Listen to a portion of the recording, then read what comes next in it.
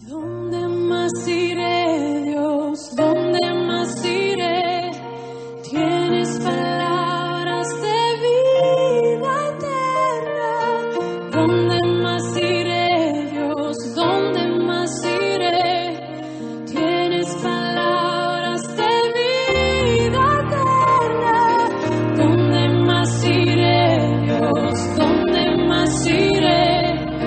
Tienes palabras de vida eterna. ¿Dónde más iré, Dios? ¿Dónde más iré? Tienes palabras de vida eterna. A leer y luego vamos a orar.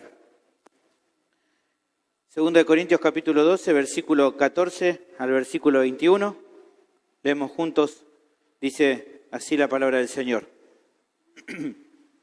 He aquí, por tercera vez estoy preparado para ir a vosotros, y no seré gravoso, porque no busco lo vuestro, sino a vosotros, pues no deben atesorar los hijos para los padres, sino los padres para los hijos.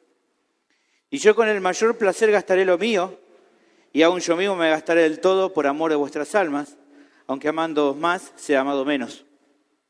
Pero admitiendo esto, que yo no he sido carga, sino que como soy astuto, os prendí por engaño. ¿Acaso os he engañado por alguno de los que he enviado a vosotros? Rogué a Tito y envié con él al hermano. ¿Os engañó acaso Tito? ¿No hemos procedido con el mismo espíritu y en las mismas pisadas? Pensad aún que nos disculpamos con vosotros. Delante de Dios en Cristo hablamos, y todos muy amados para vuestra edificación. Pues me temo que cuando llegue nos halle tales como quiero, y yo sea hallado de vosotros cual no queréis, que haya entre vosotros contiendas, envidias, iras, divisiones, maledicencias, murmuraciones, soberbias, desórdenes, que cuando vuelva me humille Dios entre vosotros, y quizá tenga que llorar por muchos de los que antes han pecado, y no se han arrepentido de la inmundicia y fornicación y lascivia que han cometido. Oramos. Padre, te doy gracias por esta reunión de hoy, que podemos venir a escuchar tu palabra, que nos des entendimiento para poder comprender lo que aquí está y que abras nuestro entendimiento para no solo atesorar esta palabra, sino poder practicarla, que obre en nuestra vida, que nos lleve a dar fruto, que te honren a vos. Mostrarnos también a Cristo, mostrarnos nuestra necesidad que tenemos de Él, y que podamos glorificarte durante este tiempo. Dame la capacidad de poder expresarme y que lo haga de una manera que te honre a vos, Señor. Pido todo esto en el nombre de Jesús. Amén. Bien, el título del sermón es igual que el domingo pasado. Se llama Hay que corregir al que peca, pero con la actitud correcta. Hace unos días atrás, no sé si usted lo hizo, me tomé un tiempo. Tenía tiempo para hacerlo y me puse a mirar un poco del debate presidencial. Y me llamó un poco la atención, si usted no se lo prestó, seguramente se lo da cuenta, que no había mucha discusión entre ideas, como que no había muchos intercambios de opiniones. No había, digamos, ¿no? Como en un debate que uno por ahí presenta una idea y el otro tal vez le dice, bueno, mira, me parece que no estoy de acuerdo y bueno, se busca ver quién puede tener más razón. No hubo nada de eso. Y luego vi, ¿no?, las noticias, me enteré que justamente que no haya debate era parte del acuerdo que se hizo antes del debate. Se habían acordado que no iban a tener ese tipo de intercambio. O sea, el debate no fue debate en realidad, pero bueno, había que llamarlo de alguna forma debate. Y a algunos les pareció mal eso, ¿no? Yo leí algunos ahí que ponían, ¿cómo si hacen un debate no lo hacen? ¿Cómo no van a poder tratar entre ellos? Y bueno, algunos querían que justamente hubiera ese intercambio de opiniones. Cuando terminó y vino lo que uno habían puesto, me puse a pensar, ¿no?, en esto. Digo, en mi caso me llevó a pensar, decir, bueno, ¿se le puede pedir a estas personas, a estos candidatos, hacer algo que generalmente nuestra sociedad no hace? O sea, ¿no son más bien esto de no querer debatir un reflejo de lo que pasa en nuestra sociedad? Yo creo que realmente, hoy por hoy, en muchos casos, a la gente le cuesta realmente comunicarse unos con otros y dar, ¿no?, como diferentes opiniones y pensar diferentes cosas. Por ejemplo, ¿a qué me refiero con esto? Cada tanto cuando puedo me gusta mirar programas deportivos, programas que hablen de fútbol, ¿no? Y aunque me gusta, intento ser selectivo, porque hay algunos que cuando lo pongo no se entiende nada, están todo el tiempo gritándose, ¿no? Y pasan todas las horas peleando y gritando, y voy a decir, bueno, ¿y qué era lo que estaban hablando? Ni sé, porque no, entonces prefiero buscar algunos que más o menos se entienda lo que están hablando, que se escuchen y debatan ideas, ¿no? Y no es solamente esto que pasa en un programa de fútbol, o sea, yo creo que en general hay muchas situaciones donde se da. No sé si a ustedes si alguna vez le pasó, pero yo tengo familiares que dicen, por ejemplo, ¿no?, que cuando la familia se junta, está prohibido, dice, hablar de política y de religión, te dicen, ¿no? Pues sí, pero ¿por qué tanta mala onda? ¿Por qué no se puede hablar? Y yo no creo que sea por mala onda. La realidad es que muchas veces cuando uno está con familiares, cuando se hablan de esos temas, no es como que se arma bastante lío y no se puede, ¿no? Y uno da una opinión, más en estas épocas electorales da opinión y se arma y no se puede a veces hablar. Es paradójico, hermano, que justamente en el mayor momento de avance de la comunicación sea cuando más nos cuesta comunicarnos con los demás. Y esta paradoja es tanto que a veces vos podés tal vez saber lo que está pasando en un par de minutos, en un par de segundos podés saber lo que está pasando de acá a miles de kilómetros, pero por ahí no tenés ni idea de lo que está pensando el que está al lado tuyo, ¿no? Es muy paradójico. Podés enterarte de lo que está pasando re lejos y no saber lo que está pasando en tu propia casa. Porque a veces ocurre esto de problemas, ¿no?, en nuestra sociedad. Ahora, la pregunta que se me genera es, ¿y entre los cristianos también pasan cosas así? O el problema de comunicarse, de intercambiar ideas, de hablar con el otro, solamente pasa en la sociedad y la iglesia no se afecta en esto, no tiene problema con esto. Y todavía más a fondo, ¿no?, y pensando ya en lo que tenemos hoy que ver, es entre los hijos de Dios, entre los cristianos, ¿es fácil intercambiar ideas, opiniones? Te podés sentar con tu esposo, hermana, y podés hablar y pueden tratar las diferencias de opinión que tienen.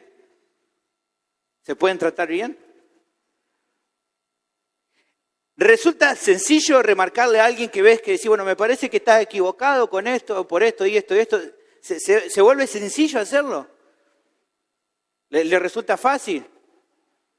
¿Te resulta fácil, no sé, hablarle a alguien cuando sabes que está haciendo algo malo o llamarlo a que tal vez cambie lo que está haciendo? Bueno, el apóstol Pablo estaba comentando a los corintios, dijimos, ¿no?, vimos en este capítulo, acerca ya de este tercer viaje que iba a hacer. Y justamente una de las cosas que iba a hacer iba a tratar con el pecado de los que todavía no se habían arrepentido.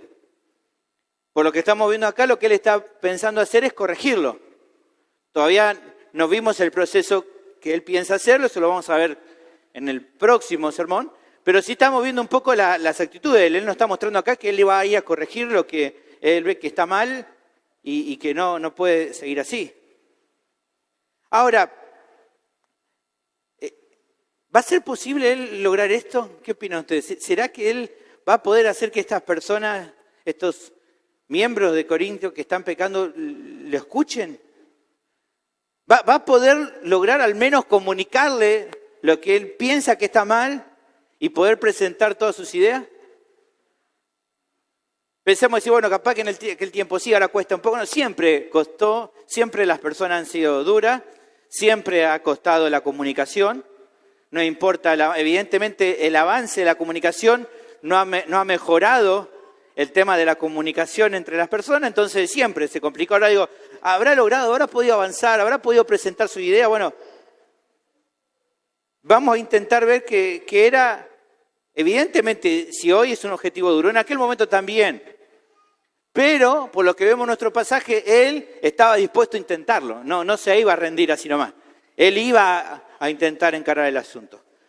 Ahora, ¿en qué se apoyaba él para pensar que podría lograrlo? Porque él tenía la esperanza de viajar y que iba a poder presentar todo lo que él creía que estaba mal y que esta gente lo iba a escuchar. Bueno, creo que una de las razones por las que él tenía la esperanza era porque él lo iba a hacer con las actitudes adecuadas. Que eso le iba a dar la esperanza de que tal vez lo iban a poder escuchar. Eso le daba la seguridad y la esperanza de que Dios iba a obrar por medio de lo que él iba a hacer, que era corregir a las personas. Justamente en estas actitudes correctas que él tenía, es un ejemplo, un modelo para nosotros, para saber cuáles son las actitudes correctas a la hora de querer corregir a alguien. Para saber cómo tratar con el pecado de los demás. Y así como la semana pasada, ¿se acuerdan en la primera parte? Vimos algunas de estas actitudes que eran tan valiosas.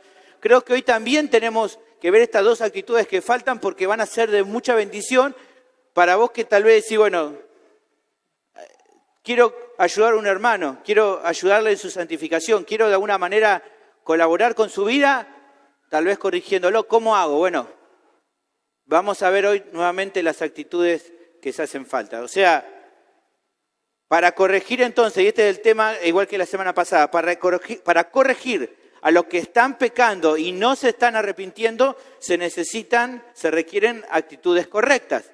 ¿Cuáles son esas actitudes? Bueno, nuestro pasaje nos da 4 actitudes correctas, de las cuales vimos la semana pasada 2 y hoy vamos a ver las 2 últimas. ¿Está bien? ¿Me van siguiendo? ¿Van comprendiendo? El que no estuvo el domingo pasado, le puede pedir a alguna de las hermanas, a Sonia, que tienen copias para que usted pueda ir viéndola. Aún así, vamos a ver, aunque sea ahora, un pequeño repaso de las 2 primeras actitudes. ¿Está bien? La primera actitud que se necesita a la hora de corregir a quien está pecando y no se arrepiente es amor verdadero. Eso lo vimos la semana pasada, versículo 14 y versículo 15. ¿Está bien? Si vos querés corregir a alguien, necesitas amor. Y cuando pensamos en esto del amor que es necesario, podemos pensar, ¿se acuerdan? En el famoso capítulo 13 de 1 Corintios, ¿se acuerdan que Pablo dice, y si yo hiciera esto y no tengo amor, de nada me sirve, y si yo hago esto, nada soy, y si yo hago esto, nada... Entonces yo parafraseo ese versículo, me tomo el atrevimiento de hacerlo por un segundo y digo, si yo o si vos corregís con argumentos que sean sólidos, o sea, si corregís con un contenido verdadero, pero no tenés amor, de nada te sirve. ¿Me entendés? Si lo que decís está bien, pero no lo decís con amor, no sirve de nada. Y eso lo vimos la semana pasada. No sirve de nada. La actitud del apóstol y la que debe caracterizar a todos los creyentes es la que dice en Efesios capítulo 4, versículo 15. Seguir la verdad en amor. Ver lo que vamos a decir y cómo lo vamos a decir. Y en esta idea de la importancia del amor como una actitud a la hora de corregir, pensar en el amor, ¿se acuerdan que vimos la importancia de entender, de darse por el otro? De no ver por el beneficio de uno, sino por el de los demás.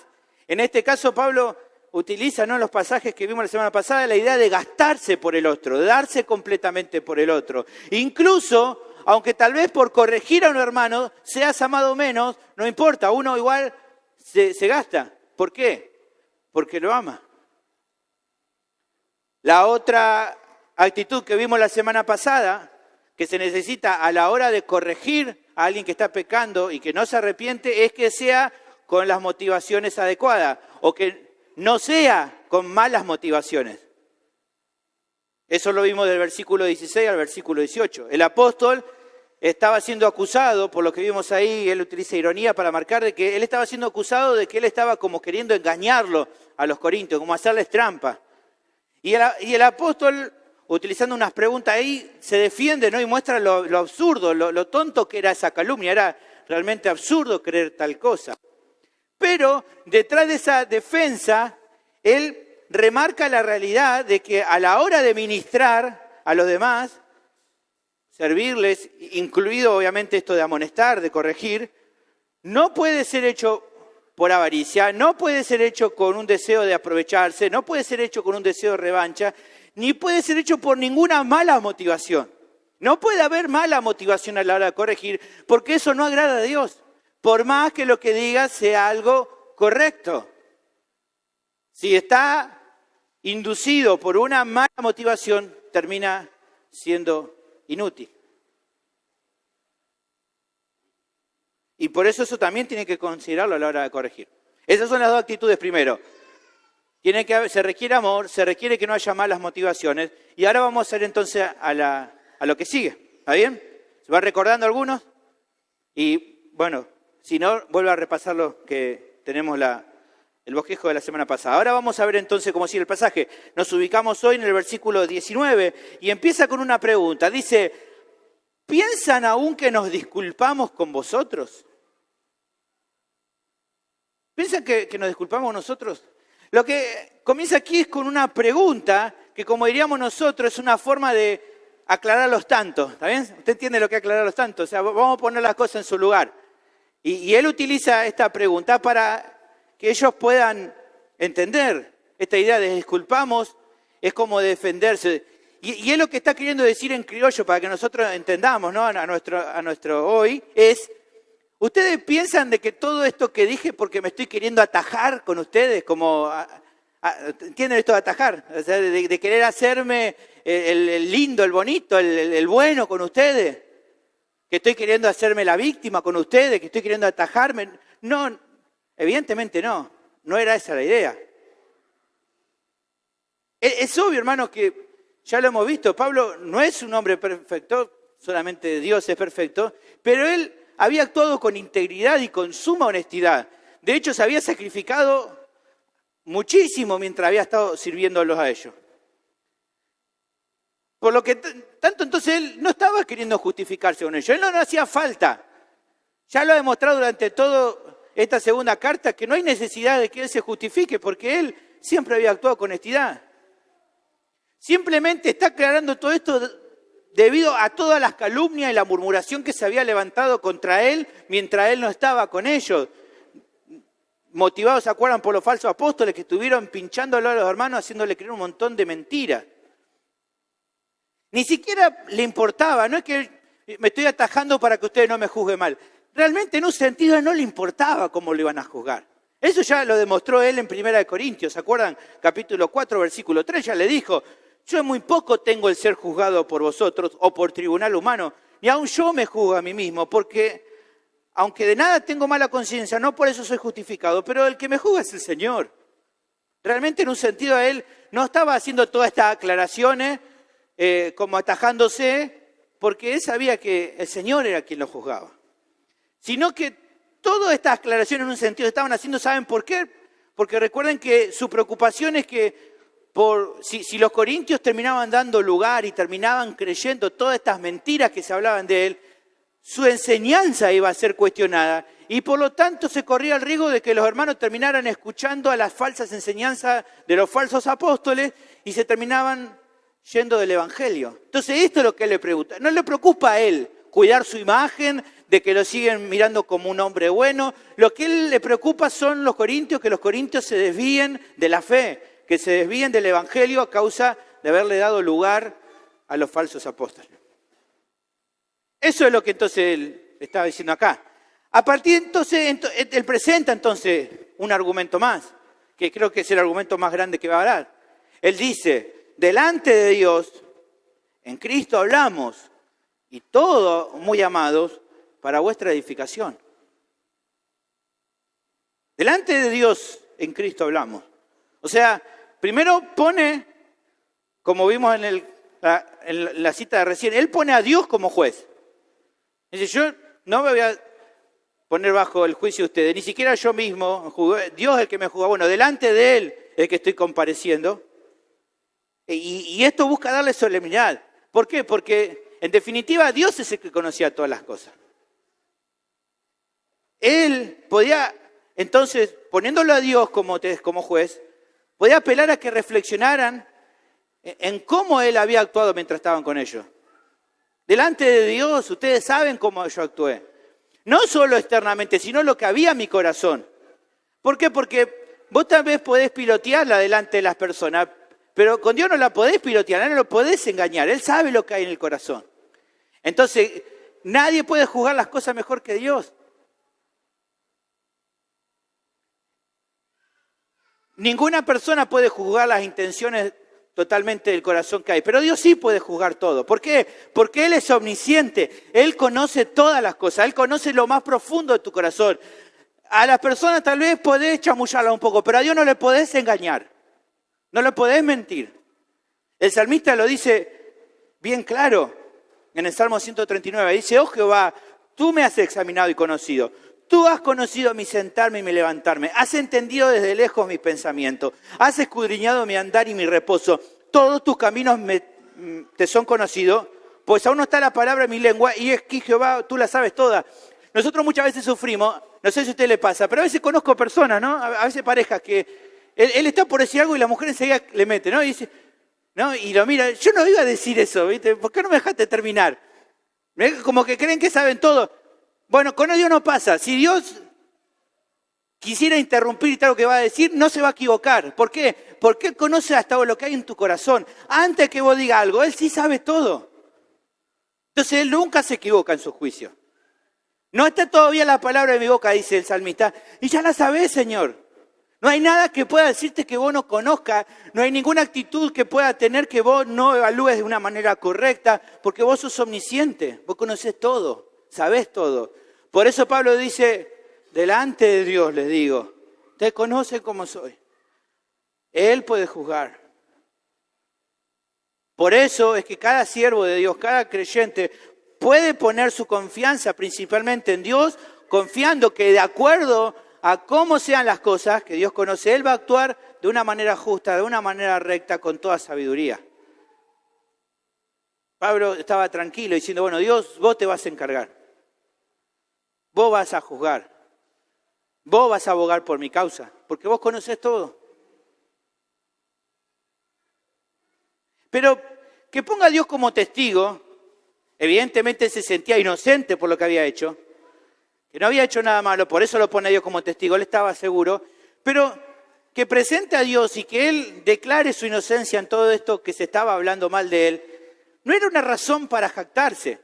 No es que Él está presentando esto para jactarse. ¿Y cómo lo sabemos? Porque fíjense que al toque, en cuanto dice, delante de Dios, hablamos, enseguida que dice, en Cristo. No solamente presenta su integridad, sino que dice, si soy íntegro cuando hablé y puedo presentarme delante de Dios como juez, es porque lo he hecho en Cristo. Y esta forma de hablar en Cristo es una forma muy de Pablo, pero vemos en otras partes de la Escritura, pero principalmente Pablo utiliza mucho esto de en Cristo.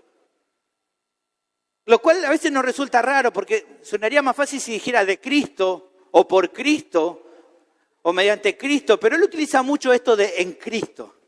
¿Qué significa eso? Bueno, esta es una expresión muy común en las cartas de Pablo, la vas a encontrar un montón de veces, y en teología se lo conoce como la unión con Cristo, ¿está bien? Significa, básicamente, esto de la unión con Cristo, desde que Dios te salvó, desde el día que Dios te salvó, te ha unido a Cristo. Eso significa. Tan sencillamente como eso. Desde el día que Dios te salvó, te ha unido a Cristo. Estás en Él, Él está en vos, sos parte de Él.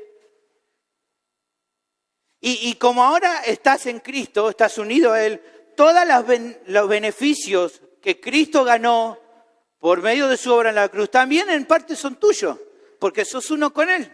Efesios 1:3 habla de esto, dice, bendito sea el Dios y Padre de nuestro Señor Jesucristo, que nos bendijo con toda bendición espiritual en los lugares celestiales en Cristo. ¿Ves? Como estás unido a Él, lo que es de Él también en parte es tuyo.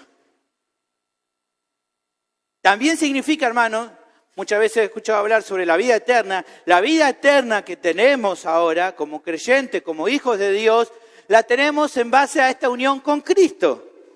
En Efesios capítulo 2, versículo 5 dice, aún estando nosotros muertos en pecado, Dios nos dio vida juntamente con Cristo, porque estás unido a Él, recibí la vida de Él.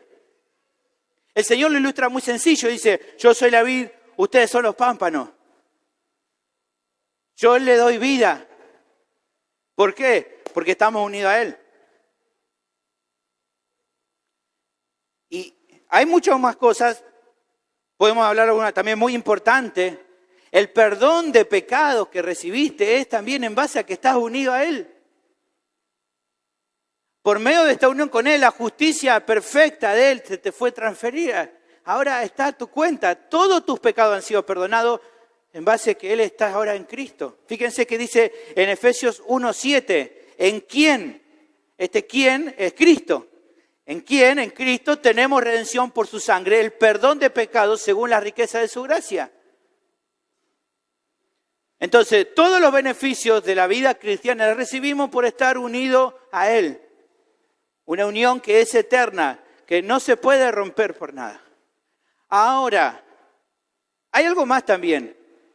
Las buenas obras que hagas, tus buenas actitudes, lo que hagas para Dios, lo que hagas en el servicio a Dios, una actitud de vida santa, una actitud de vida honesta, íntegra, en un sentido, aunque hay una cooperación tuya, se debe, esa vida santa, esa vida de buenas obras, se debe a tu unión con Cristo.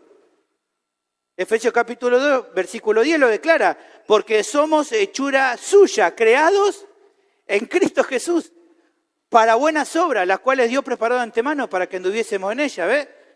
Podés hacer esas buenas obras porque estás unido a Cristo, porque fuiste creado en Cristo Jesús. Porque al estar unido vitalmente ahora a Él, entonces la vida que está en vos ahora es la vida de Cristo y por lo tanto podés hacer las obras que Él hacía. En base a que el Espíritu de Cristo actúa en tu vida para que ahora puedas vivir y dar frutos que sean semejantes a los de ¿quién? A los de Cristo. Por eso no hay motivo de gloriarse. Pablo dice, si hablé, Dios es testigo que hablé, pero lo hice en Cristo. Ha sido sencillamente en base a esta unión que tengo. No puedo jactarme de esta integridad. Es cierto que soy íntegro, es cierto que he andado en honestidad, es cierto que los amo, pero todo lo que pude decirles, hablar, ha sido en base a que estoy en Cristo. Ahora, habiendo aclarado este asunto, finalmente apunta el pasaje aquí a la motivación. ¿A cuál fue la motivación, el propósito que él tenía en servir a los demás? Todo lo que había hablado y todo lo que iba a hablar cuando llegue en su tercera visita apuntaba a un propósito. ¿Cuál era ese propósito? Bueno, mirá el pasaje. Mirá el pasaje, ¿lo está mirando ahí conmigo? Hay una palabra, hay una pequeña palabrita que te indica propósito. ¿Cuál es esa palabra que indica propósito ahí? ¿Me ayudás? ¿Cuál es? No, hay una pequeña palabra. ¿Cuál es? Para. El para indica generalmente propósito. ¿Está bien? Acá hay un propósito. ¿Cuál era el propósito de lo que él buscaba? ¿Para qué hablaba él? ¿Qué es lo que buscaba? Su edificación. ¿Ven? Van aprendiendo cómo analizar. Aunque uno no le presta atención a esas pequeñas palabras, son útiles para entender. Acá hay un propósito y el propósito es edificar a otros. Todo lo que él hablaba era buscando cumplir con el propósito de edificar. Y ese, evidentemente, hermanos, él no buscaba aprovecharse de ello. Esto ya estaba demostrado. Los falsos apóstoles sí buscaban aprovecharse de ello, pero él no.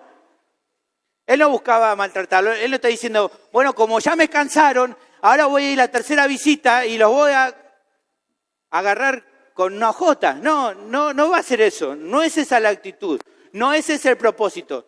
No es que él iba a maltratarlo. No había ningún mal propósito. El propósito que él buscaba era que, fíjense cómo dice el pasaje, y todo lo que hablamos, muy amados, es para vuestra edificación. O sea, como los amo, el propósito que tengo al hablarles en esta tercera visita que va a hacer es edificarlos.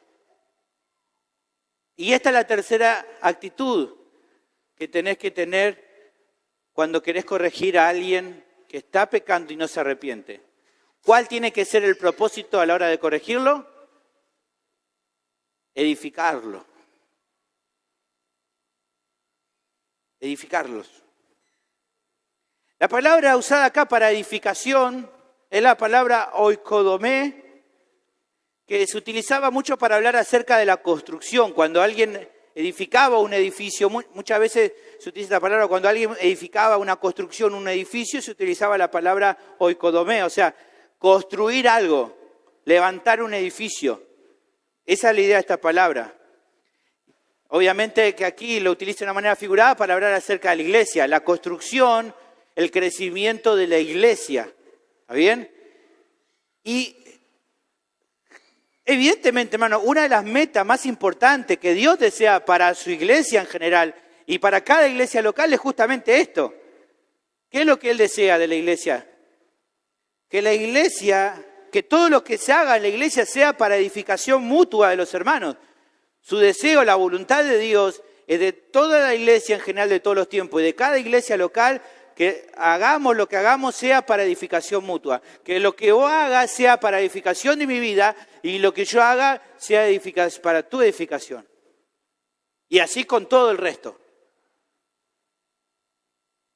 En Efesios capítulo 4, versículo 16, vemos, por ejemplo, esta edificación mutua para la iglesia en general. Fíjense, de quien todo el cuerpo, bien concertado y unido entre sí por todas las coyunturas que se ayudan mutuamente, según la actividad propia de cada miembro, recibe su crecimiento para ir edificándose en amor. Acá se utiliza oikodomé, pero en verbo, pero lo mismo. Ese es el propósito de Dios general para toda la iglesia. Que todos los miembros se ayuden mutuamente para ir edificándose en amor.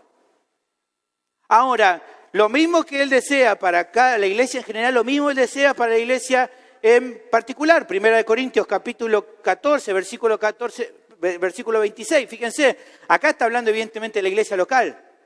¿Qué hay pues, hermano? Cuando os reunís, acá está hablando de una iglesia local, cada uno de vosotros tiene salmo, tiene doctrina, tiene lengua, tiene revelación, tiene interpretación. Hágase todo para edificación mutua. Todos no van a tener salmo, todos no van a tener doctrina, no van a tener cada uno un diferente don, lo van a utilizar de diferente manera. Unos van a dirigir canciones, otros van a dirigir la reunión, otros van a tener apertura, otros van a servir algo en el tiempo de comunión, unos van a predicar, otros van a predicar el evangelio, uno te va a recibir en la puerta, uno va a cerrar la iglesia. Hágase todo para edificación mutua. Y la iglesia local tiene que funcionar así, ¿por qué? Porque es la voluntad de Dios que así sea. Ahora, entendemos entonces que una de las actitudes necesarias para corregir a otro cuando está pecando y no se arrepiente es la edificación. Ahora, tal vez esto de edificación puede sonar un poco abstracto. Tal vez a uno le surge una duda.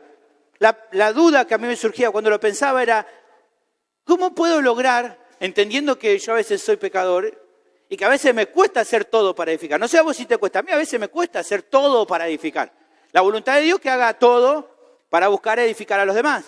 Ahora, ¿cómo logro lo más posible que mis correcciones, y todo lo que hago, y especialmente lo que estamos viendo en el pasaje, mis correcciones a otros, sean apuntando a su edificación? ¿Cómo logro eso?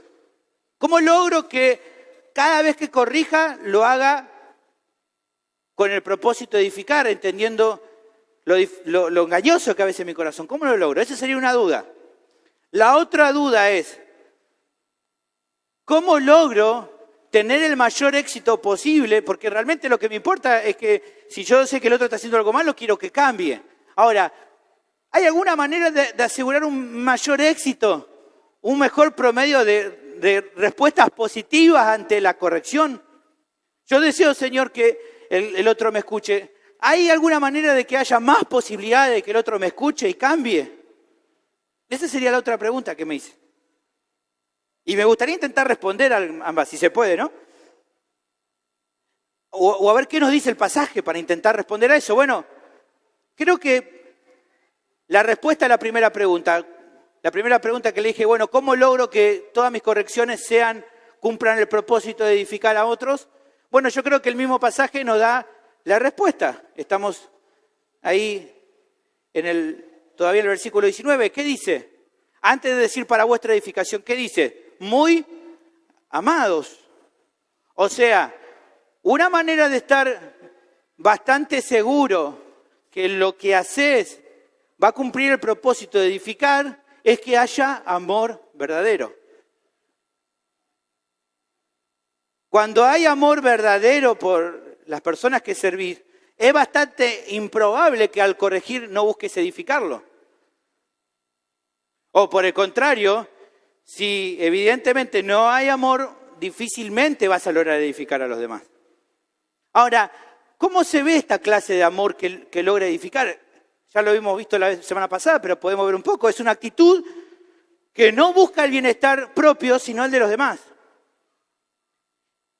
Entonces, por ejemplo, a la hora de ir a corregir al otro, no te vas a apresurar. A veces pecamos por apresurarnos, por querer ya corregir. ¿No? Ya, ¿no? Y a veces vas a esperar el momento justo para hacerlo. Tal vez decir, bueno, tal vez no es el momento ahora, tal vez no voy a tener el tiempo ahora para contarle bien lo que le pasa. Tal vez la persona no está en condiciones ahora emocionales de escucharme esto que le voy a decir que tiene que corregir. Tal vez tengo que esperar un momento adecuado para hacerlo. Cuando hay amor, vas a frenarte un segundo, vas a esperar un segundo antes de decirlo. Hay personas que dicen, no, pero yo no puedo frenarme, yo tengo que decir, porque hay que decir las cosas en la vida, ¿no? Y a veces falta de amor. A veces falta de amor. O tal vez cuando esté por decirlo va a pensar por un segundo, pero lo que estoy por decir es bíblico. O están haciendo de mi corazón, de un gusto personal o de cosas que están en mi cabeza dando vuelta. ¿Es algo bíblico? ¿Será que voy a decirlo esto a mi esposo y es algo bíblico o es que estoy enojado con él y por eso se lo estoy por decir nomás? Si hay amor, vas a esperar un segundo y vas a reflexionar. Pero también del otro extremo, hermano, un ejemplo de amor verdadero actuando en tu vida es que cuando alguien estás viendo que está pecando y no se arrepiente, no vas a mirar para otro lado. ¿Por qué? Porque hay amor. Porque te importa el otro. Y si estás viendo que está actuando mal una otra vez, no vas a mirar para otro lado. Eso tampoco. O dice, no, pero como lo amo, se la dejo pasar 1, 2, 10 veces. No. Si la mano vas a dejar de pasárselo. ¿Por qué? Porque el amor no hace nada indebido. Entonces uno va a buscar el momento y va a prestar atención a estas cosas. Y hay muchos ejemplos, hermano. Solamente le estoy mostrando algunos. Si querés, lo podés charlar, buscarlo en la Biblia. Vas a encontrar un montón de formas de cómo mostrar amor a la hora de corregir, que te va a ayudar a edificarlo. El punto es, ¿qué regla básica podemos encontrar respecto a esto? Yo creo que hay una regla básica que nos va a ayudar a entender esto de cómo con amor busco edificar a otros.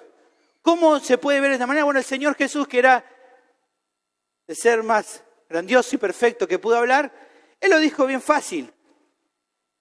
El amor genuino se muestra en hacer con los demás lo que yo quiero que hagan conmigo. ¿A vos te gusta que cuando te digan las cosas te le digan bien? ¿No? ¿Sí? Bueno, va a hacerlo de la misma manera. Si amás al otro, como te amás a vos mismo, porque vos te amás a vos mismo, no te gusta que te digan mal las cosas. Te gusta que te le digan bien. Bueno, vos también decís bien las cosas. ¿A vos te gusta que cuando te estás equivocando te digan, no? ¿Por qué no me dijiste que estaba haciendo mal, no? Bueno, a los otros también les gusta que le digan cuando están haciendo mal las cosas. Mateo 7:12 lo dice, ¿no? El Señor lo dijo bien claro. Así que todas las cosas que queráis que los hombres hagan con vosotros, hacedlas también vosotros con ellos. En esto se muestra un amor genuino, en que voy a hacer por lo demás lo que me gustaría que hagan conmigo. ¿Me van siguiendo? ¿Me siguen? Hace un poquito de calor, no se distraigan. Ayúdense a seguir prestando. Tenemos más cosas para ver. Le dice la segunda, eso creo que contesta la primera pregunta, ¿no? Respecto a cómo logro corregir de una manera que cumple el propósito de edificar. La segunda pregunta que le dije es, ¿cómo logro tener mayor éxito a la hora de corregir? ¿Cómo logro que las personas me escuchen mucho más y le presten más atención a mis correcciones? Bueno, tal vez el pasaje en sí no nos muestra la respuesta, pero creo que hay una respuesta en general en todo lo que vemos en la epístola de 2 Corintios y 1 Corintios. ¿Cuál es esta respuesta? Bueno, Pablo es un ejemplo de cómo logró tener mucho éxito a la hora de corregir. ¿Saben cuál era el secreto? ¿Me escuchan? ¿Quieren saber cuál es el secreto para tener mejor éxito a la hora de corregir? Hermano, ¿vos querés saber cómo lográs que tu esposa te preste más atención? Amén, dice el hermano. Bueno, hay un hermano que se va a casar dentro de poco. ¿Cómo logro tener éxito? Bueno, escúchame, tengo un consejo para darte. Pablo acá tiene un ejemplo para darte. ¿Sabe cuál es ese ejemplo? Él se involucraba con las personas. Él se involucraba en la vida de las personas. Pablo no solamente le daba un caño cuando hacían cosas malas. Él también elogiaba las buenas virtudes. No era un hombre gruñón que todo el tiempo estaba corrigiendo. Él también valoraba, elogiaba. En 1 Corintios 1:4 él dice, gracias doy a mi Dios siempre por ustedes. Doy gracias a Dios. Después él durante la epístola le va a dar con un caño. Era gente que había que darle con un caño porque se estaba mandando cada cosa. Pero antes de nada él elogia. Él le da gracias a Dios por su vida. Dice, porque en todas las cosas fuiste enriquecido en Él, en toda palabra, en toda ciencia, así como el testimonio acerca de Cristo ha sido confirmado en vosotros. Más adelante Él dice, estoy convencido que ustedes persisten en el Evangelio, estoy contento por eso, porque ustedes se mantienen en ese Evangelio que lo va a hacer salvo. ¿Se acuerdan? 1 Corintios 15. Él está contento. A pesar de que tenía muchas cosas que cambiar, Él también los elogia. No solamente se involucraba en reconocerle, en elogiarle cosas buenas, él se tomaba tiempo para enseñarles también. Y cuando lo enseñaba, le enseñaba las cosas, lo hacía con amor. La amonestación era simplemente una de las tantas formas que él corregía. No es que siempre corregía amonestando, también enseñaba con tranquilidad. Por eso es que la gran mayoría de los corintios iba a aceptar sus correcciones. ¿Por qué? Porque él siempre había buscado edificarlo, porque ellos ya lo sabían, porque ellos ya lo conocían. ¿Por qué? Porque él se había involucrado en sus vidas. Pablo no era alguien que pasó una vez y le dijo un par de cosas y se fue.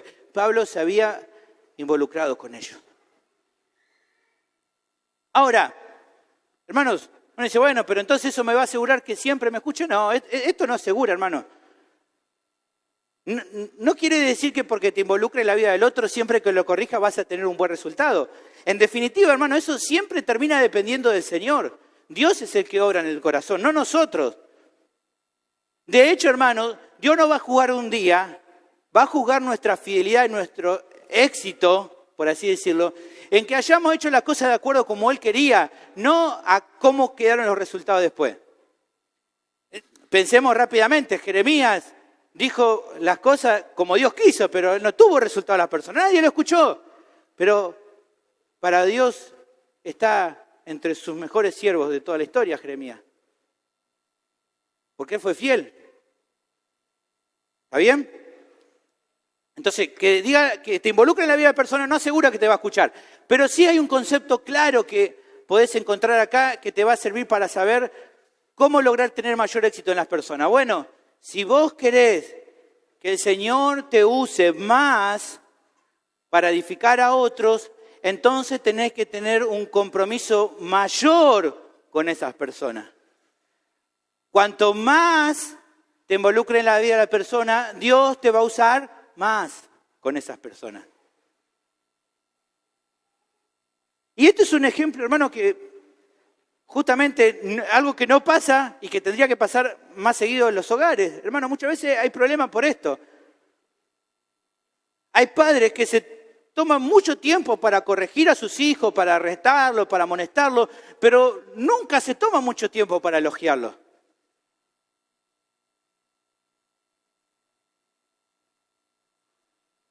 Que si el pibe se saca una mala nota, pobre que se agarre, ¿no? Cuando llega. Pero si se saca una buena nota, el papá le dice, bueno, es lo que tenías que hacer. No le va a decir, bien, pibe. Nada, ¿viste? No se toman tiempo para elogiarlo, pero sí se toma mucho tiempo para darle con todo. Y ni hablar que no se toman tiempo para enseñarle la palabra, no se toman tiempo para involucrarse en las cosas de los hijos. Entonces, si nunca te involucras en la vida de tus hijos, si no les enseñas, si no les elogias nunca, cuando quieras corregirlo, seguramente te va a hacer caso en el momento, pero en su corazón, ¿cómo crees que se va a sentir? ¿Qué va a pensar? Claro, el papá solamente me quiere corregir, no le importa nada después de mi vida. Y no solamente pasa eso en relaciones de padre e hijo, en matrimonios pasa eso. Se reprochan muchas cosas, pero no hay un interés por el otro. Muchas veces pasa eso, hermano. A veces en charlas con matrimonio vos escuchás que te dicen eso. Lo único que hace es reprocharme cosas, pero nunca reconoce nada bueno que hago. Nunca se toma tiempo para tomar un mate y charlar un poco. Pero cuando me mando una, enseguida me quiere corregir. No puede funcionar bien eso. Por más que lo que le diga sea correcto, si no te involucraste, si no te importa la vida del otro, difícilmente el otro te escuche. Lo mismo también ocurre entonces, hermano, en la relación entre creyentes. Si nunca te interesaste en la vida del otro, si nunca cruzaste saludo, después no quieras ser el primero en corregirlo. ¿Ves? ¿Quién sos vos? Te va a decir. No, o sea, si nunca te interesó, paso al lado tuyo y ni me saludás y venía a corregirme. Evidentemente no te lo va a decir, si no tan de frente, pero en su corazón por ahí va a estar eso. Y eso no va a cumplir la meta de edificar a otro, evidentemente. Ahora, cuando estás interesado, hermano, en la vida de los demás, dentro de tus posibilidades buscás involucrarte en la vida de los otros.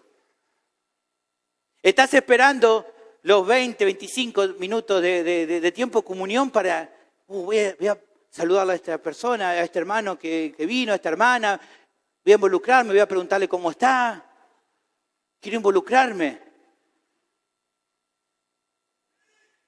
Voy a esperar hasta el último minuto cuando el hermano me llame a volver al banco para charlar, ¿no? Algunos se pasan, ¿no? Y tenemos que estar retando la... Pero estás con ganas de involucrarte, querés conocer al otro.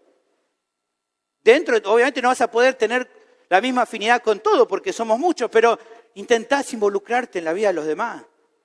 Como escuchábamos hoy durante la coordinación, no queda todo en domingo de reunión. Durante la semana te buscás involucrar en la vida del otro. Te esforzás por animar a aquel que sabés que está débil.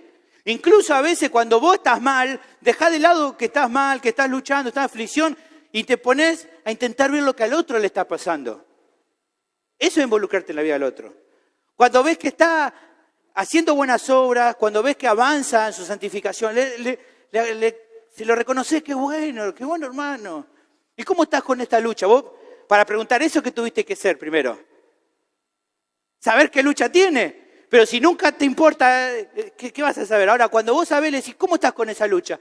Y sabés que estoy mejor. ¡Qué bueno! Gracias a Dios, hermano. Pero no le decís nomás por un compromiso. Se lo decís porque realmente lo sentí. ¿Por qué? Porque tal vez durante la semana estuviste orando por la lucha de ese hermano. Entonces te importa. Realmente te importa. Cuando ves que tal vez no está tomando decisiones muy sabias, lo aconsejás. Le decís, mirá, no es que esté mal de todo eso, pero fíjate que por ahí después eso te termine llevando a alguna cosa. ¿Por qué? Porque buscás ayudarlo. Y cuando evidentemente ves que está pecando, que está haciendo algo malo, lo corregís. ¿Por qué? Porque querés ayudarlo a que crezca en su santidad. Cuando se equivoca, lo corregís. Ahora déjame darte un consejo. ¿Me escuchaste todas estas cosas que te dije, acciones de involucrarte? Bueno, quiero que escuches un consejo por un segundo. Y tomalo como un consejo. Generalmente, no intentes hacer la última acción que te dije si primero no hiciste las anteriores. Si vas a querer empezar a involucrarte en la vida de las personas, no empieces con primero la corrección. Primero involucrarte en su vida. El problema es que muchas veces nosotros queremos empezar con lo último y no hacemos lo otro.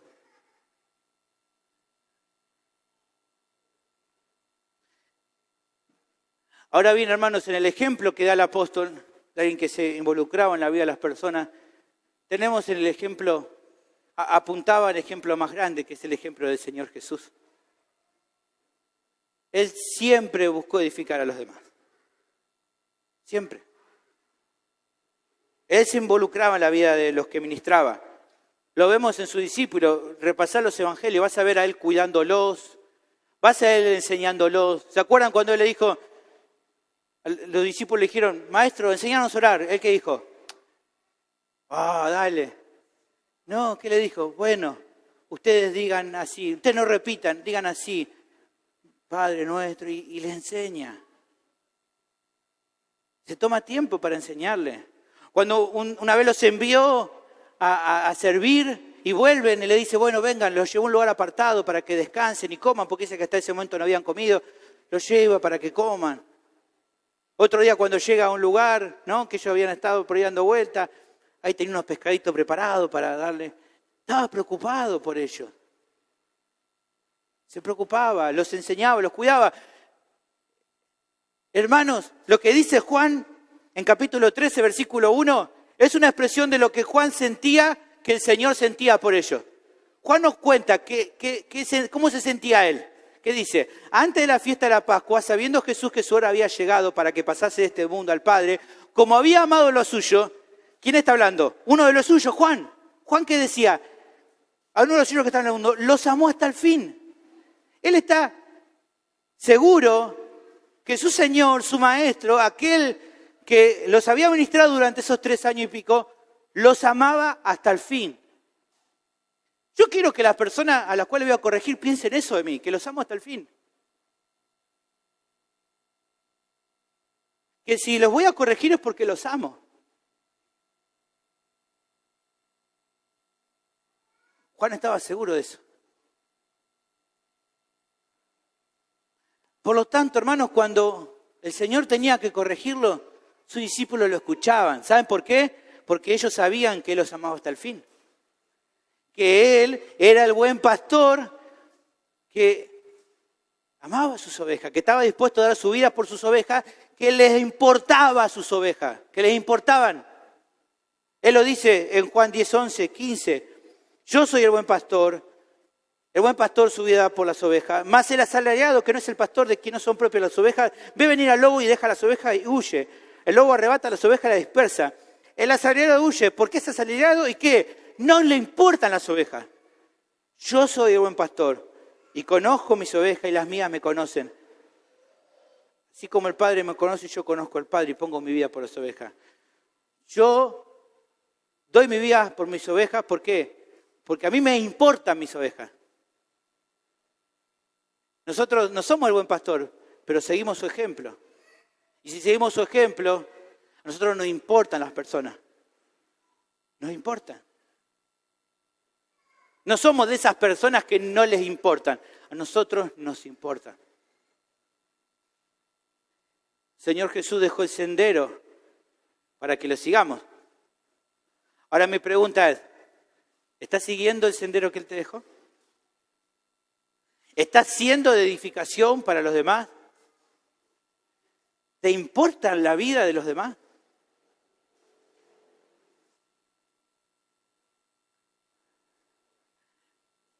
La última de las actitudes, a la hora de corregir al que está pecando y no se arrepiente, se requiere preocupación y dolor por el pecado. Vamos a ir al último punto. Espero que puedan seguirme. Dice, aquí el apóstol cambia un poco el foco y muestra la preocupación que él tiene respecto a la tercera visita a Corintio. Dice, pues me temo que cuando llegue no os halle como yo quiero, y yo sea hallado de vosotros cual ustedes no quieren. Uno de los motivos que tenía muy preocupado a Pablo, esta idea de me temo es atemorizado, muy preocupado, de ahí que se dice que tenga temor. Su preocupación, su temor, ¿qué era? Saber cómo iba a encontrar a la iglesia cuando él llegue en su tercera visita. ¿Por qué? No porque él desconfiara de Dios, no porque él dijera, no sé lo que Dios está haciendo. No que estaba desconfiando de Dios, sino que él se preocupaba, ¿por qué? Por no hallarlos como él quería. ¿Y qué deseaba él? ¿Cómo quería encontrarlos? ¿Quisieran que anduvieran en cualquiera, que estuvieran haciendo cualquier cosa? No. ¿Qué se imagina que él quería que estuviera? Que ellos anduvieran en santidad. Eso es lo que él quería. No porque fuera un capricho del apóstol, no porque le dijera, yo quiero que ustedes sean santos porque a mí se me canta. No, porque esa es la voluntad de Dios, hermano. La voluntad de Dios es que vos crezcas en santidad. Y como el apóstol estaba lleno del Espíritu Santo, los deseos personales de él estaban en completa sintonía con los deseos de Dios, con la voluntad de Dios. Cuando vos estás lleno del Espíritu Santo, dejá de lado tus deseos, tus metas personales, y tu voluntad se alinea con la voluntad de Dios.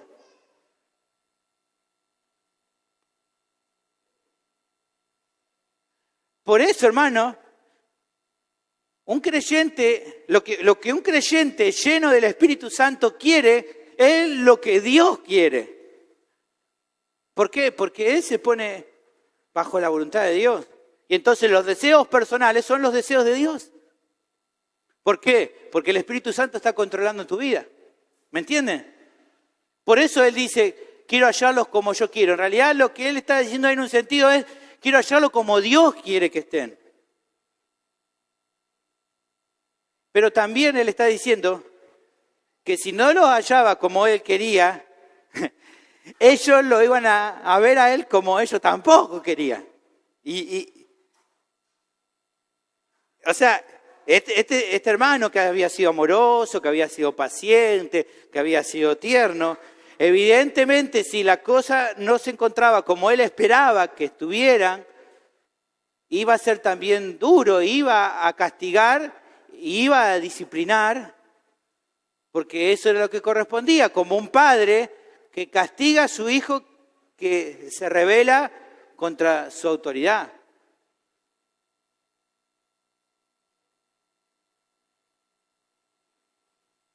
Hermano, tal vez alguien pueda estar confundido. Uno dice, bueno, ¿qué está haciendo Pablo acá? ¿Qué está amenazando? Diciendo, guarda que los encuentre como... No está amenazando, hermano. No es que él está como diciendo, viste, los voy a reventar. Sino que él está avisando, y diríamos nosotros, en nuestro, el que avisa no traiciona, decimos nosotros. Bueno, él está avisando que ante la falta de arrepentimiento, él iba a actuar con severidad. Le estaba remarcando que él estaba dispuesto a corregirlo si hiciera falta. Y si hiciera falta los iba a disciplinar. Pero que aún así todo eso le iba a causar un peso. No es que él se iba a matar de la risa mientras los chancleteara. No era eso. Le iba a causar un dolor. Hermano, ningún padre se deleita por castigar a su hijo. Pero aún así lo hace porque es para su propio bien. Vos no te gozás en castigar a tu hijo, pero como querés su bien lo tenés que hacer. De hecho, hermano, un padre que es sabio sabe que una vara de corrección adecuada en el momento que corresponde no mata a ningún niño muere por eso, sino que es un medio que lo va a ayudar a él a reflexionar y a cambiar su rebeldía por obediencia. En Proverbios capítulo 23, versículo 13, que el autor lo dice, no rehúses corregir al muchacho, porque si lo castigas con vara no morirá. Por más que la psicología moderna diga que se va a morir, ningún nene se muere por una varillita. Ningún nene se muere.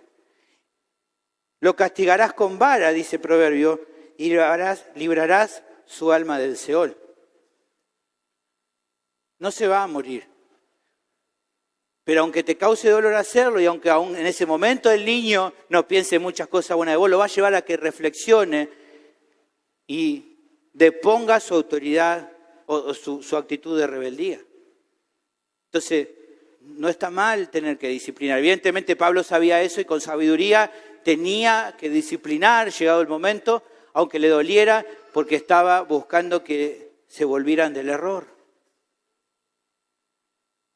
Hermano, de la misma manera, amonestar a quien está pecando y no se arrepiente, justamente es el medio que generalmente Dios usa para hacer volver a las personas del error. Uno dice, no voy a orar en un momento que Dios le muestre. ¿Y sabés cómo le va a mostrar Dios? Cuando vos le hables. Generalmente Dios usa la amonestación de unos a otros para corregir el pecado en la iglesia. No está limitado a eso, Dios puede hacerlo de otra manera, pero el medio normal que Él utiliza es nosotros corrigiéndonos los unos a los otros. Por eso, hermanos, si ves que hace falta, tenés que mostrar amor y corregir de una manera adecuada. Tenés que hacerlo. ¿Con qué cosas temía encontrarse el apóstol? Bueno, el pasaje nos da una lista de cosas de las cuales él tenía miedo de encontrarse. Dice, que haya entre vosotros contiendas, envidias, iras, divisiones, maledicencias, murmuraciones, soberbias, desórdenes. Evidentemente, todo esto que él no esperaba encontrarse, pero que tal vez decía, él pensaba que podía encontrarse, evidentemente él se había encontrado en parte con esto porque tenía el reporte de Tito y sabía que la cosa estaban pasando estas cosas. Parte de estas cosas eran cosas que él ya había estado intentando corregir mientras él estuvo ahí. Él había estado exhortando a que dejaran esto. Durante su tiempo ahí, durante las epístolas. Y podemos hacer un repaso rápido de cada uno de estos pecados para pensar en eso y para pensar qué cosa hay que corregir y para pensar qué cosa vos tenés que cuidarte de no hacer que a Dios no le agrada. Lo primero que dice ahí, contienda. La palabra en el original aquí para contienda es eris, que es la idea de riña, de pelea, de expresiones de enemistad. Los corintios ya habían sido advertidos a evitar esta clase de pecado. Las contiendas, las riñas son pecado, hermano. Son pecado. 1 Corintios 1:11, el Señor le dijo, Pablo le dice, porque he sido informado acerca de vosotros, hermanos míos, por lo de Cloé, que hay entre vosotros contienda. Y en capítulo 3, versículo 3 dice, porque aún sois carnales, pues habiendo entre vosotros celos, contienda, eris, ¿no son carnales y andan como hombres? Era pecado, es pecado la contienda.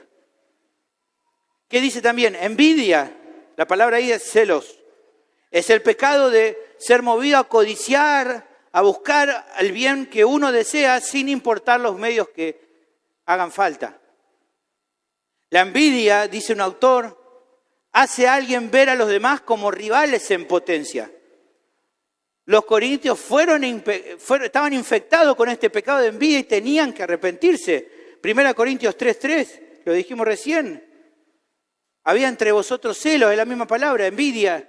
Habían hecho un deseo de querer obtener beneficios personales si hacía falta pisando la cabeza del otro. Eso es envidia. Es celo, algo que a Dios no le agrada. Iras, también había. En el original se usa la palabra zumos. Se refiere no a una ira así tranqui, sino a una ira violenta. Como decimos nosotros, mecha corta, ¿no? Explota. Una rabia que es descontrolada, es un tipo de sentimiento que hace que alguien explote y no piensa ni lo que hace ni lo que dice. Es esa rabia que te controla y te hace decir algo que, ¿cómo va a decir eso? Bueno, porque está bajo el control de la ira. Y aunque esta palabra anteriormente no la utiliza el apóstol, evidentemente había fruto de la ira que se estaba mostrando en situaciones que estaban viviendo los hermanos. En 1 Corintios 6:1 tenemos un ejemplo. Ellos tenían discusiones, problemas entre hermanos, miembros de la iglesia, y en vez de buscar a un hermano maduro, a un pastor, a un anciano, a un hermano que lo corrija, fueron y se mandaron carta de documento. Se fueron a tribunales a decidir el problema. No, hoy me tocaba el servicio a mí, el hermano Diego me dijo que me tocaba a mí, pero otra hermana fue y agarró mi lugar. Carta documento, una cosa así. Acá, fíjense, vos alguno de vosotros cuando tiene algo contra otro ir a juicio delante de los injustos y no delante de los santos. Dice, ¿cómo puede hacer tal cosa? Bueno, cuando la ira te controla, actúas así, sin pensar. Y eso, hermano,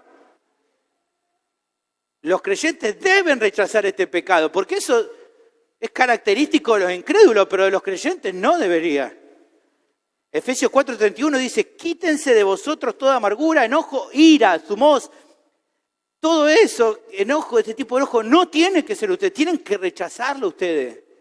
No pueden darle lugar a ese tipo de pecado. ¿Qué más? Divisiones dice que había.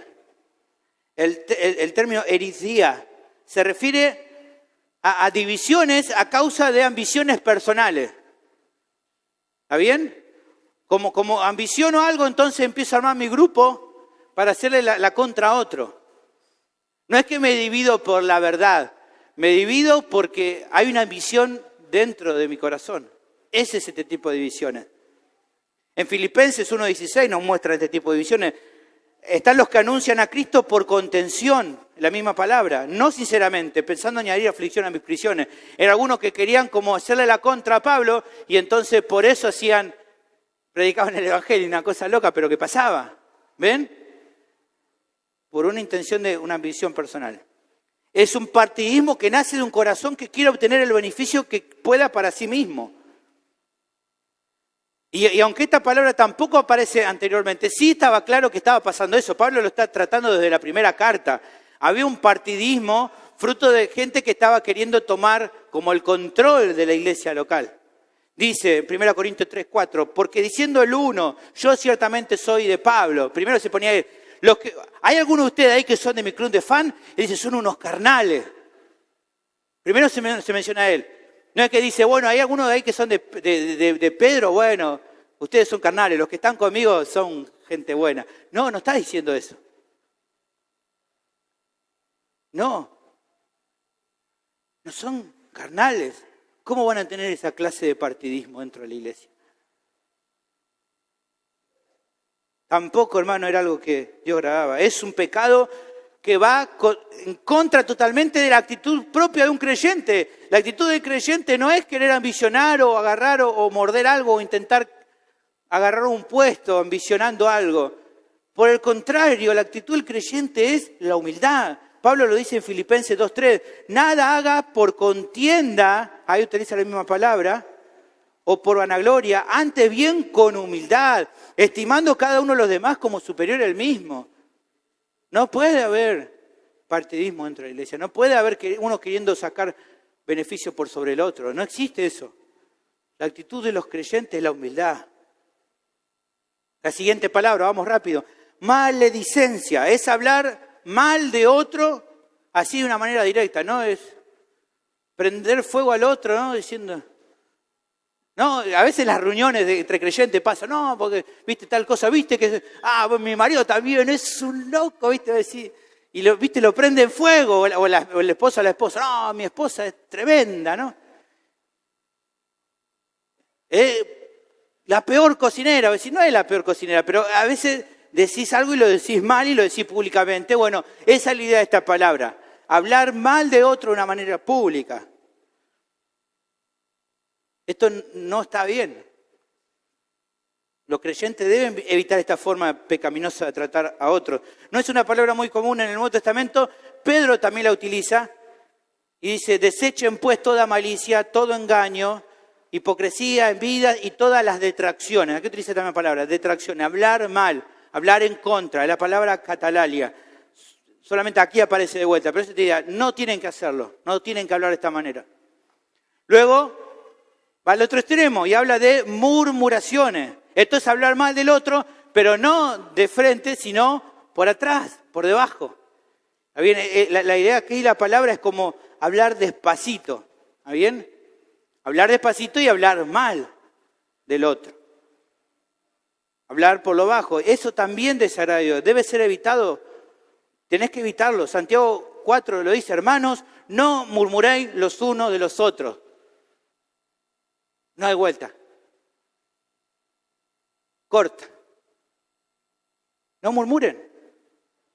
No hablen mal del otro por detrás. No hablen mal del otro por lo bajo.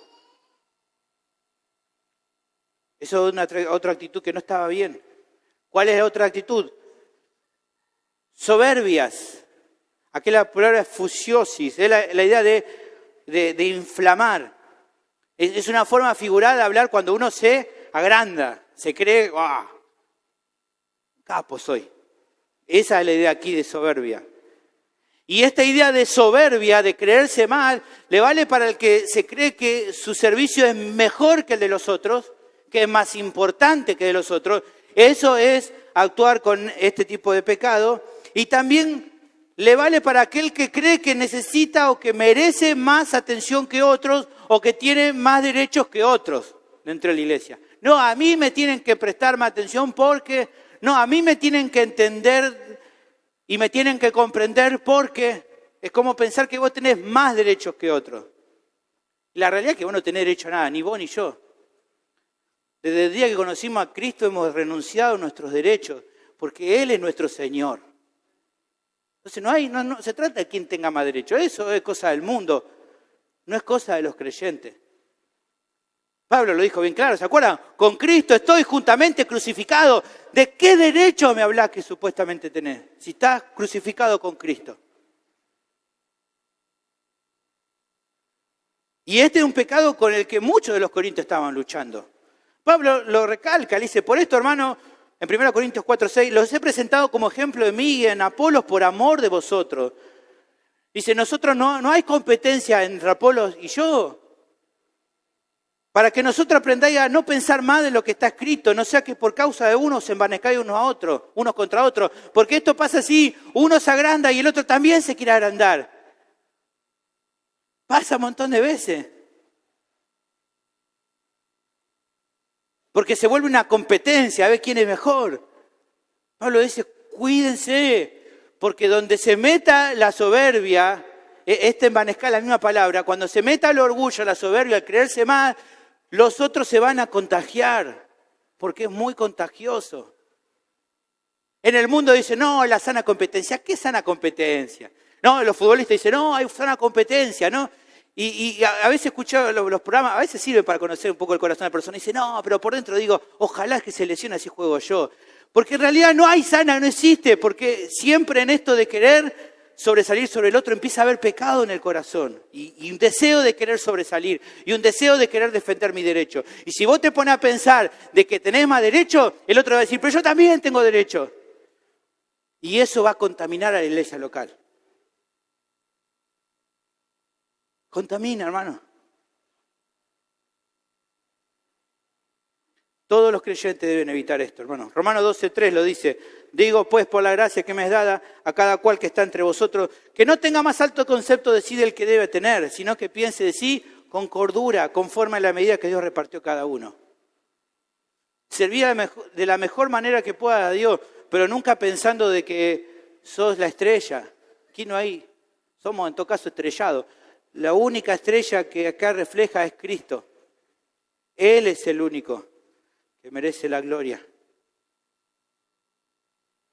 Finalmente habla de desórdenes, una actitud pecaminosa que tiene que ver con actitudes desordenadas, acatastasía, una palabra medio rara, pero es así, es hacer algo que no se espera por la influencia de otra cosa. Esta es la idea acá de desórdenes, actuar de una manera desordenada, una manera no esperable porque ha tenido una influencia de afuera. Los desórdenes en Corinto no eran sorpresa. ¿Por qué? Eran fruto de la soberbia, de las divisiones y de los muchos pecados. O sea, si había desórdenes, no era porque, bueno, surgió este desorden así. Era lo que se podía esperar porque había un montón de cosas antes que estaban pasando. En Santiago 3:16, Santiago lo dice bien claro, porque donde hay celo y contención, ¿qué va a haber? ¿Cosas buenas? Un orden dentro de la iglesia, todos los hermanos sirviendo con humildad, todos diciendo, no, hermano, gracias, no, la gloria es para Dios, no. No, ¿sabés qué va a haber? Desorden, perturbación, la misma palabra. Va a haber perturbación y toda obra perversa. No esperen buenas obras si hay celos, si hay contención, porque el fruto que se va a esperar es un desorden. Los corintios eran un desorden, hermano.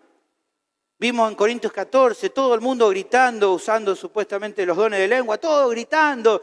Y dice, si entra uno, ¿qué va a entender? No va a entender nada, van a pensar que están locos. ¿Y qué van a justificar? Dice Pablo. No, el Espíritu Santo nos lleva a hacer esto. ¿Qué Espíritu Santo? Si Dios es un Dios no es de confusión, sino que es un Dios de paz. ¿Cómo van a pensar que ese desorden sea algo que Dios le haya dado? Eso tiene que ver con la soberbia que hay en su corazón. Y Pablo lo deja bien claro. Ese tipo de desorden no beneficia a nadie. Por eso en 1 Corintios 14 trata y ordena respecto a las reuniones y termina diciendo al final, hágase todo decentemente y con orden. Pero para pedirle eso, ¿qué tuve que decirlo primero? 1 Corintios 12, tienen que edificarse unos a otros. ¿Y qué tuvo que decirlo? Tiene que haber amor en lo que hagan. Y recién después le dice que hagan esto. Porque para corregir el orden, tenemos que primero corregir el corazón. Pero la lista luego se pone todavía más lamentable. Versículo 21. Que cuando vuelva me humille Dios entre vosotros y quizá tenga que llorar por muchos de los que antes han pecado y no se han arrepentido de la inmundicia y fornicación y lascivia que han cometido. La preocupación del apóstol era también que al llegar a Corintio, Dios lo humillara entre ellos. Al encontrarse que todavía seguían pecando con cosas que eran propias de cuando estaban lejos de Dios y ahora lo seguían cometiendo y no se estaban arrepintiendo, algo lamentable. Seguir pecando con cosas que tenían que ver con la vieja vida y que encima no se estaban arrepintiendo. Eso a él lo hacía llorar. Esta idea de llorar es llorar pero con un dolor profundo. Pablo no tenía ningún problema que Dios lo humille a él, pero sí le iba a causar mucho dolor y mucha vergüenza saber de que aquellos a quien él había ministrado con tanto amor todavía seguían haciendo cosas que ya a esta altura no se esperaba. No es que deseaba perfección en ello, pero sí ya que tenían que ir creciendo. Después de todo el trabajo, qué vergüenza esperar eso. Yo ya espero que crezcan con todo lo que le enseñé. Un padre que cría a sus hijos con sabiduría se duele cuando todavía lo ve actuar con necedad. Pero más se duele, ¿saben cuándo? Cuando esos que ya son creciditos, bastante grandecitos, todavía siguen siendo necios.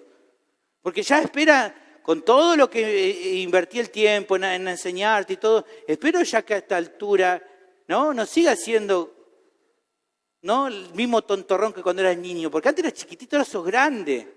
Espero de vos otra actitud. Y más cuando has sido un padre sabio que has estado ayudando a tus hijos. Y esto le preocupaba mucho a Pablo. Y aquí entonces algunos pecados más. Por un lado, habla de que había algunos que todavía estaban pecando, dice, y menciona pecados hablando respecto al área sexual. Por un lado, hablando de inmundicia. Acá habla la palabra acatarsia. Inmundicia. Se refiere a la suciedad moral que es muy común entre los incrédulos. Muchos incrédulos se pervierten y dan rienda suelta a placeres sucios que están ahí en su corazón, ¿no? Romanos 1:24, Isa en su momento nos predicó sobre esa inmundicia que está en su corazón, por lo cual también Dios los entregó a la inmundicia en las concupiscencias de sus corazones, de modo que deshonraron entre sí sus propios cuerpos, ¿no? Dar rienda suelta a esa inmundicia que está en su corazón. Evidentemente, hermano, este pecado debe ser evitado por los cristianos. No pueden darle nada de cabida. También se habla de otro pecado aquí, que es la fornicación. La palabra porneia se refiere a cualquier acto sexual fuera del matrimonio. La voluntad de Dios es que respecto a la inmundicia y la fornicación, los cristianos se alejen completamente, que huyan de estas cosas. En Efesios capítulo 5, versículo 3, se habla de ambos pecados y se dice cuál tiene que ser la actitud ante esos pecados. Fíjense, fornicación y toda inmundicia, y también habla de avaricia, ni aún se nombre entre vosotros. Nada le den de cabida a esas cosas. No tienen nada que ver con ustedes ya. Finalmente se habla de la lascivia, la palabra aselgia, que tiene que ver con un desenfreno total, con excesos públicos ya, que en la época del apóstol era muy común. Las borracheras, las orgías, la prostitución allí en Corintio, en Éfeso, era muy común. Corintizar era una palabra que se usaba, ¿no? Para hablar de alguien que estaba desenfrenado así con estas cosas. Y en aquel momento, en aquel lugar era re común eso. Les causaba gracia, ¡ay, qué bueno! Y decía, eso no puede ser bueno. No anden en esas cosas. Por más que sea común en la sociedad que viven, esas cosas, para ustedes no tienen que vivir en esas cosas. Y los creyentes tenemos el mismo desafío hoy. Hay cosas que el mundo dice que está bien, referido al tema del área sexual, para gran parte de la sociedad hoy, que un chico de 14, 15 años tenga relaciones, no está mal, le dicen, probalo, tenés que hacerlo, te dicen así, pero ¿qué importa que la sociedad diga que está bien? Sigue estando mal a los ojos de Dios. Y los creyentes tenemos que rechazarlo. En conclusión, entonces, el apóstol expresa que estaba preocupado si se encontraba con varios de estos pecados, ¿no? Si todavía persistían en ellos y no se arrepentían. Él dice, me temo que me voy a encontrar con esto. Y tal vez tenga que llorar, dice, si me llego a encontrar con que todavía están en esas cosas. Me va a doler en el corazón si encuentro que todavía están con estas cosas. Eso era motivo suficiente para confrontarlo, para llamarlos a que se volvieran a Cristo de verdad. Esta es la cuarta actitud que se necesita a la hora de corregir al que está pecando y no se arrepiente. Tiene que haber dolor y preocupación por el pecado. Tiene que haber dolor en tu corazón por el pecado que el otro está cometiendo. Hermanos, el pecado no es algo para jugar. No es algo que tenga que provocarnos risa. El pecado no es algo que tengamos que tomarlo con indiferencia. Y mucho menos cuando alguien está persistiendo en pecar y no se arrepiente. Y mucho menos en aquellos pecados que caracterizan a los incrédulos. No podemos tomarlo así nomás. Porque, hermanos, ¿cómo puede ser la iglesia luz para este mundo si los creyentes están peleando, se dividen por ambiciones personales, si actúan con soberbia? ¿Cómo podemos ser luz de este mundo? ¿Cómo podemos darle el ejemplo a los incrédulos si nosotros compartimos su inmundicia sexual y su lascivia?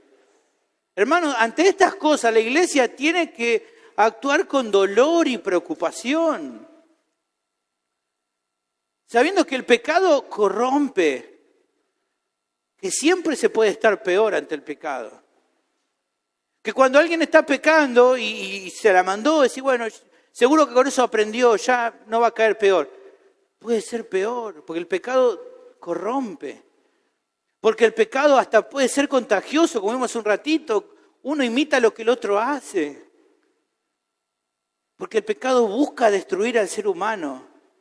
Y principalmente busca destruir el testimonio de la iglesia, que tiene que mostrar que Dios es luz y que en Cristo tenemos una nueva vida. Que en Cristo se vive mejor que en los placeres del pecado que esclavizan a las personas. Nosotros decimos, estás en el mundo, estás esclavo del pecado. Y eso es verdad. En Cristo somos nuevas personas, ya no somos esclavos del pecado. Entonces, ¿cómo vamos a volver a meternos en cosas al cual ya no pertenecemos? Pablo lo dice en Romanos 6, considérense muertos al pecado. No tiene nada que ver con ustedes eso. Es un rey que ya ha salido del trono y que intenta decirles que vuelvan, pero ustedes ya no tienen nada que ver con eso.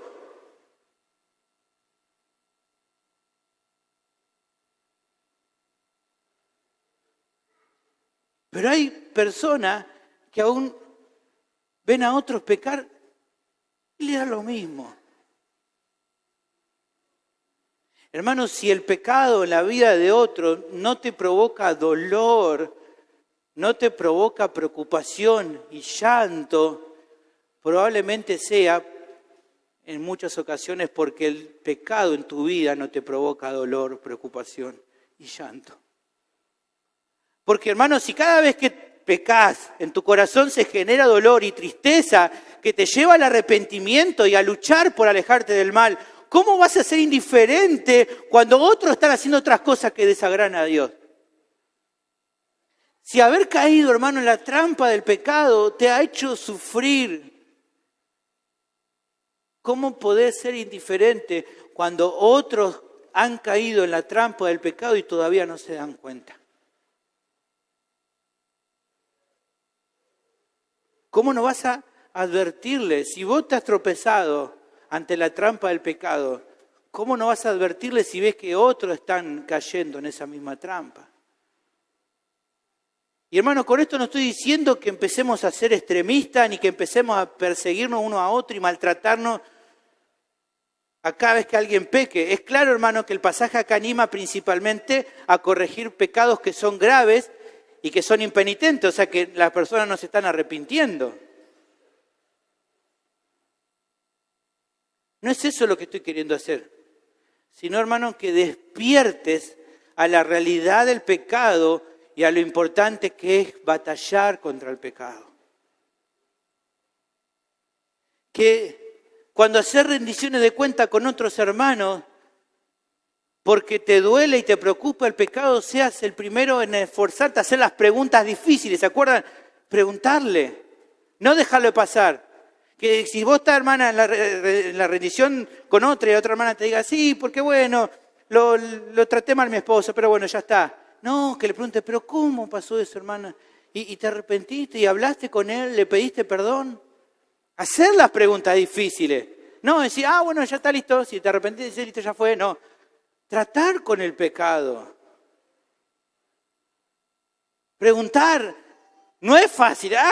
Obvio que no es fácil. Obvio que no es simple. Pero como te preocupa el pecado, lo haces. Aunque amándolos más sea amado menos, no importa, lo haces. Pero también está lleno de amor para brindarle ayuda en su lucha para vencer el pecado. No es que te contó que está luchando y bueno, voy a orar y ya fue. Y por ahí, ¿no? El sábado a la tarde te acordás, cierto que mañana nos vemos de vuelta, no le pregunté cómo estaba, le voy a mandar un mensajito. No, capaz que ni te importó en la semana orar, preguntarle cómo está. Si pudo ir venciendo. Eso no es preocupación por el pecado. No, porque estuve ocupado con muchas cosas. Hermano, el pecado en la vida de los hermanos tiene que preocupar. Nos tiene que llevar a separar un momento para ver cómo están los otros.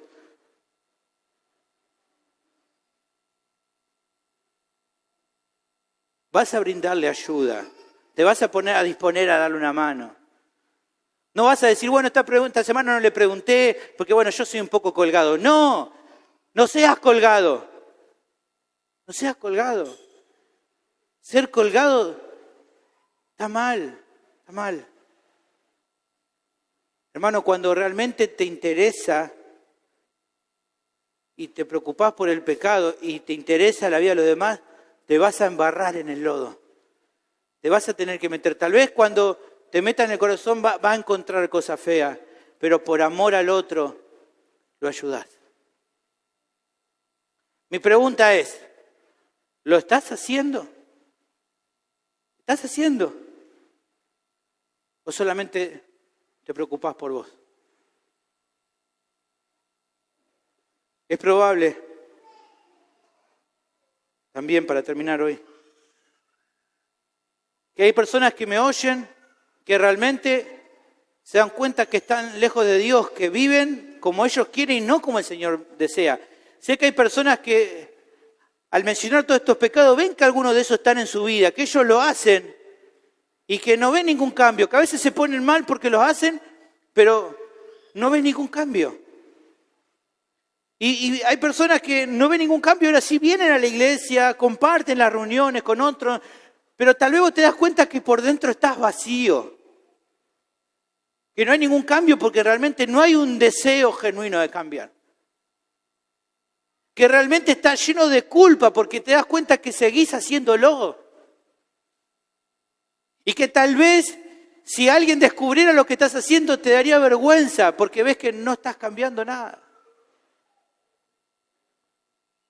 Todo eso sabés que es verdad y vos lo conocés en tu corazón. Déjame decirte que si estás en esta condición, la noticia triste que tengo que darte es que probablemente estés yendo camino a la condenación eterna, al infierno. Pero también hay algo muy importante que tengo que decirte.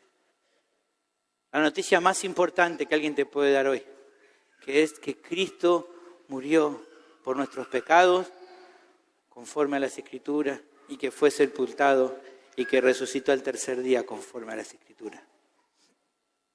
Que Él murió por tus pecados, aún por los más horribles que hayas cometido, que te da vergüenza que otros lo sepan, aún incluso por esos pecados Él paga. Él pagó toda la deuda.